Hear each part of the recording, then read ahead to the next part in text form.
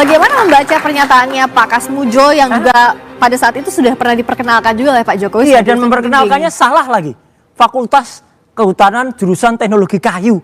Teknologi kayu itu nggak pernah ada di Fakultas Kehutanan, gitu loh. Jadi salah lagi. Apa yang dibaca Mas Roy dari pernyataan yang dibaca Pak itu ya berarti waktu itu feedingnya salah.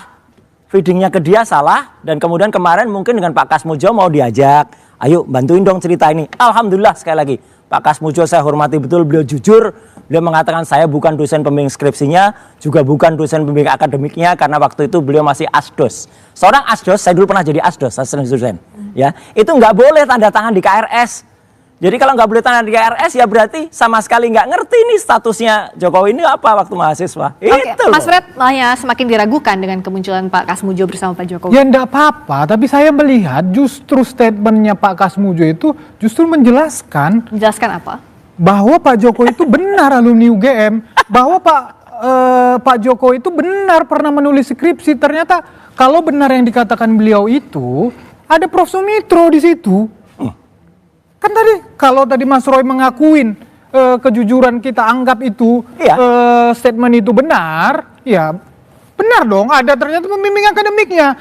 Yang saya mau katakan bahwa Pak Kasmujo ini tidak akan terlepas dari kampus UGM. Nanti keterangan ini akan disinkronkan di dalam proses hukum. Ya, nanti mana yang benar kan jelas. Jadi kan semuanya itu juga ada dokumen-dokumen tertulisnya, kan begitu. Jadi statementnya Pak Jokowi di tahun 2017 itu dulu jelas banget.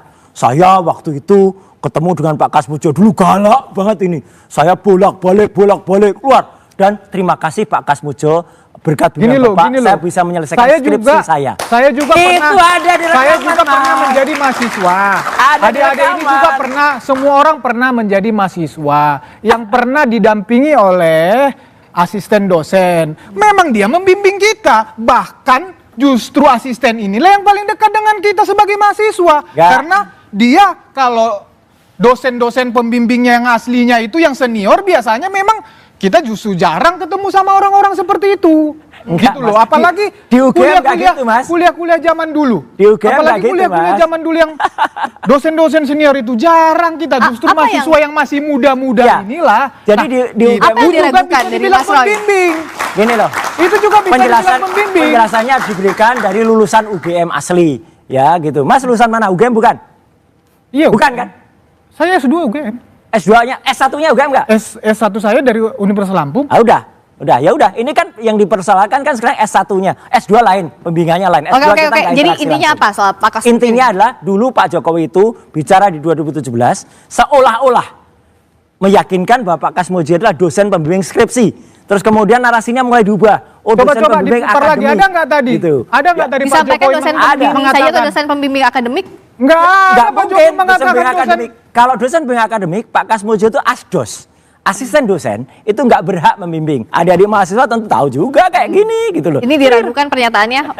Walaupun bukan pembimbing skripsi, tapi soal pembimbing akademik ini juga Siapa diragukan. bilang masa asisten dosen tidak berhak untuk membimbing? Justru kehadiran nggak boleh, Mas. Asisten dosen kok tanda tangan? Nah, kalau tanda tangan hitam di atas putih, dokumen kampus, dokumen fakultas, dokumen skripsi memang tidak ada. Bukan lulusan UGM ya kayak benar gini. Itu. Tetapi ini bukan lulusan UGM. Memang tugas asisten dosen adalah membimbing mahasiswanya. Jauh. Terus apa kehadiran fungsinya asisten dosen? Ayo. Asisten dosen itu membantu dosen dalam perkuliahan, bantu nyiapin materi buat dosen. Aku dulu pernah asdos, Mas. Mas pernah asdos gak? Saya nggak pernah. Tapi udah, saya pernah dilayani. Tapi saya pernah dilayani oleh asisten dosen. Oke. Oke, kita balikin lagi ke sini. Tadi kan disebut juga kan kalau kata Mas Freddy, pernyataannya Pak Kasmujo akan digabungkan juga dengan pernyataan pimpinan lain UGM. Kan UGM-nya sudah bilang juga, Mas Roy, kenapa masih nggak percaya? Ya UGM banyak sekali melakukan tindakan yang kurang pas. Nyatanya mantan rektor UGM, jadi yang pas ini hanya yang disampaikan Mas Roy. Itu jadi menyatakan kalau ini harus dibuka sejelas-jelasnya, clear. Jadi biarkan, dan UGM nyatanya digugat banyak pihak. Jadi biarkan saja gugatan itu berlangsung, dan UGM, saya alumnus UGM, ya S1, S2 saya UGM, Resmond juga, Dr. Resmond, Dr. Tifa juga. Jadi kami ini cinta kepada kampus, Mbak, bukan apa-apa, cinta kepada kampus. Kami sayang alma mater saya kalau harus terlibat dalam kebohongan besar ini. Oke, nah tepuk tangan dulu nih, tampaknya sudah semakin panas di segmen ini.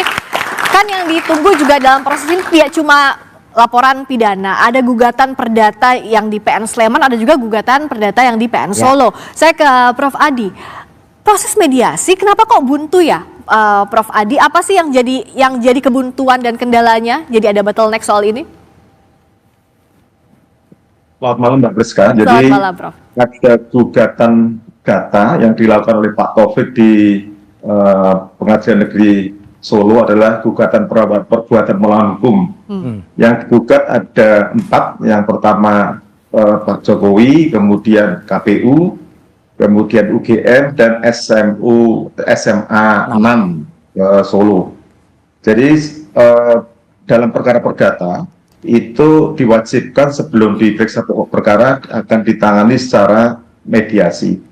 Kemudian pihak Pak Jokowi tergugat 1, 2, dan 3, dan 4 dan menggugat sepakat memilih mediator dan saya ditunjuk sebagai mediatornya.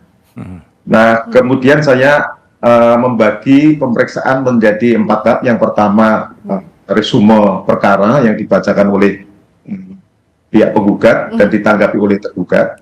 Kemudian pertemuan kedua adalah kaukus, saya ketemu dengan pihak penggugat tergugat secara terpisah kamar untuk menyampaikan persepsi, untuk berdiskusi banyak hal.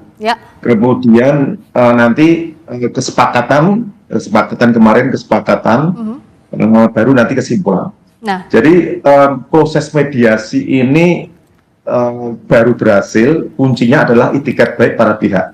Jadi saya sebagai mediator adalah berdiri di tengah-tengah antara pihak penggugat dan tergugat, tidak boleh berat sebelah.